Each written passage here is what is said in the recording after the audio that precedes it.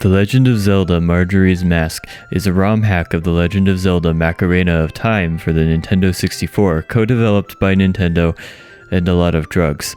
This game was created as the sequel to the much beheralded The Legends of Zelda Macaroni of Time and the pre-sequel to The Legend of Zelda The Widowmaker.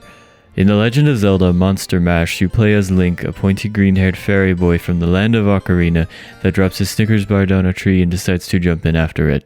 Only he dies and has to find healing by going through the 5 stages of grief known as Dabda: depression, anger, bargaining, quality time, words of affirmation, and aliens.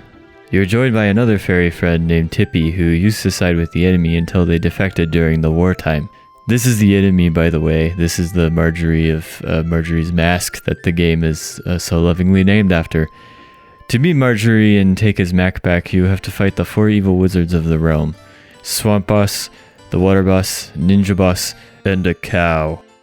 To do this, you must murder someone from each of the 4 tribes and rip their faces off so you can inherit their superpowers.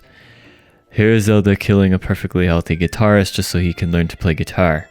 Here is Zelda killing a perfectly healthy dancist just so he can get it in with the ladies back in town. Here is Zelda I don't want to talk about this one. In The Legend of Zelda Maternity's Mask, you can do anyone you want and be anything you want to do. You can save this girl from getting kidnapped by aliens, but you don't have to. You can reunite this couple and help them fall in love, but you don't have to. You can stop the moon from crashing into the earth, but you don't have to. You should probably do that one. In the end, you collect all the masks and get to fight the secret boss Ganondorf and his flying horsemen and recover the mask once and for all. Then, having realized Link didn't make a single friend in this entire adventure, he returns to the forest to try and find his lost Snickers bar. Rumor has it he later reappears in the star-studded sequel, The Legend of Zelda Triplane Fitness, but he looks a lot worse than that one. For my personal review, I give this game a 3 out of 5. It had nice graphics on the moon, but some of the buildings won't let you in without a mask, and I didn't like that political agenda being shoved down my throat.